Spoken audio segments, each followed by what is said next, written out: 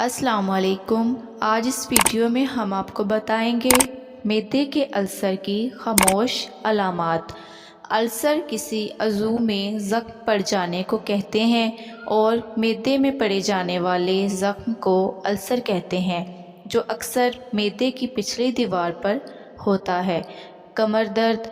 वैसे तो अल्सर को मैदे और छोटी आंत से मुंसलिक किया गया है, लेकिन इसका दर्द कमर तक भी जा सकता है।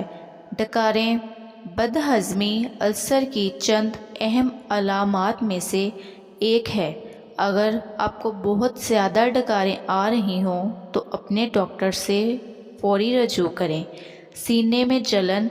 अगर आपको सीने में जलन रहती है, चाहे आप कोई भी ग़िज़ा खा लें, तो इसकी वजह भी अल्सर हो सकता है। भूख ना लगना।